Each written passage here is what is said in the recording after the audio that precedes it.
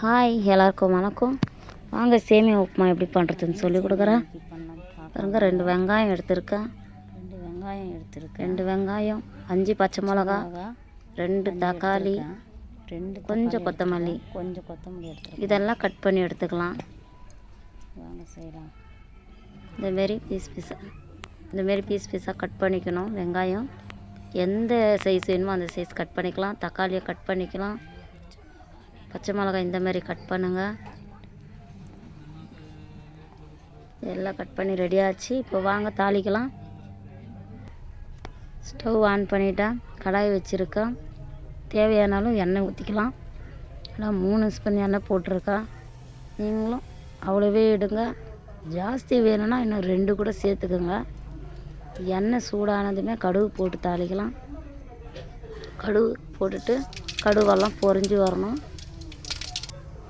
கருவேப்பிலை வேணும்னா போட்டுக்கோங்க. எனக்கு வேண்டாம், அதனால் நான் போடலை. வெங்காயம் போட்டுட்டேன். வெங்காயம் போட்டு வதக்கணும். வெங்காயம் நல்லா ப்ரௌன் கலரில் வரணும். அப்போ தான் சேமியா உப்புமா நல்லாயிருக்கும் கலராக. இந்த உப்புமாவுக்கு மஞ்சள் தேவையில்லை, அப்படியே செய்யலாம். நம்ம நல்லா கிளறி விடணும், வதக்கணும். எண்ணெயில் நல்லா வதங்கணும். வாசனை போகணும், பச்சை வாசனை.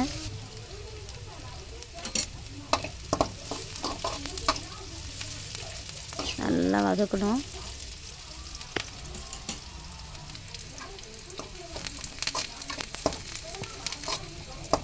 பச்சை மிளகாய் போட்டுக்கலாங்க. வெங்காயம் வதங்கிச்சு.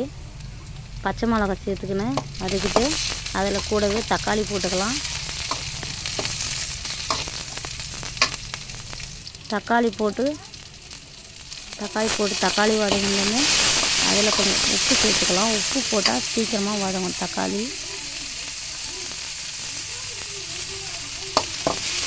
தேவையான அளவு உப்பு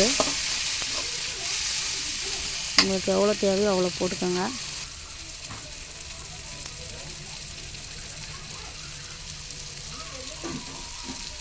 உப்பு என்னத்துக்கு நம்ம போடுறோம்னா தக்காளி வதங்கும். தக்காளி சீக்கிரம் வதங்கும். அதுதான் எப்போ எந்த டிஷ்ஷும் நம்ம செஞ்சாலுமே தக்காளி போடணும். உடனே உப்பு போட்டால் நமக்கு தக்காளி வதங்கிடும். பாருங்கள், இப்போ நான் கொத்தமல்லி தழை போட்டுக்கினேன்.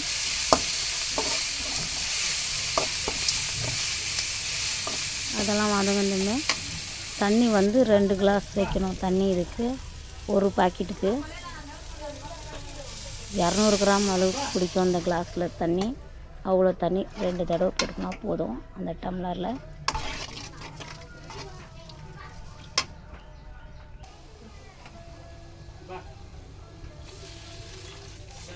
அந்த தண்ணி நல்லா கொச்சி வரணும். கிளறி விட்டு மூடி போட்டு ஒரு 5 நிமிஷம் விட்டோம்னா நம்மளுக்கு கொதி வந்துடும். தண்ணியெல்லாம் கொச்சிருந்தப்போ நம்ம சேமியாவை போட்டு கலரலாம். இந்த மாதிரி மூடி போட்டு மூடி வச்சுருங்க. ஒரு 5 நிமிஷம் இருந்தால் போதும். நல்லா கொதித்து வந்துடும். ஒரு சேமியா எடுத்துருக்க ஒரு பாக்கெட்டு கடையிலேருந்து தான் வாங்கினேன். எதுவும் வறுக்க தேவையில்லை சேமியா எதுவும். பாருங்கள், தண்ணி கொச்சிடுச்சு. சேமியா போட்டு அப்படியே நிதானமாக கலரிக்கிங்க. கலரி விடுங்க.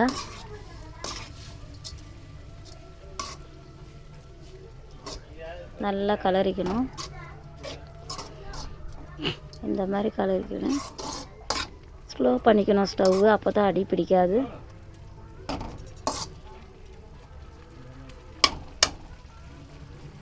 அப்படியே கொஞ்சம் கொஞ்சமாக நம்ம கலரி விட்டோம்னா தண்ணியெல்லாம் எடுத்துப்போம். அப்படியே வெந்துடும் சீக்கிரமாக. ஒரு 5 நிமிஷத்துலேயே நம்மளுக்கு உப்புமா ரெடி ஆகிடும். சேம் ரவை எப்படி பண்ணுறோமோ அந்த மாதிரி தான். இன்னும் கொஞ்சம் ரவைக்கெல்லாம் கைவிடாமல் கலருவோம். இது கைவிட்டால் பரவாயில்ல, ஒன்றும் ஆகாது. விட்டு கலரலாம்.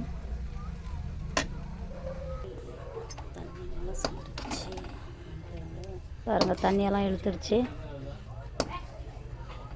வெந்துடுச்சு. சேமியா உப்புமா ரெடி. நீங்களும் இந்த மாதிரி செஞ்சு பாருங்கள், நல்லாயிருக்கும். ஓகே, இந்த வீடியோ பிடிச்சிருந்தால் லைக் பண்ணுங்கள், ஷேர் பண்ணுங்கள். இந்த சேனலை சப்ஸ்கிரைப் பண்ணி வச்சுக்கிங்க. ஓகே, பாய். இன்னொரு வீடியோவில் பார்க்கலாம்.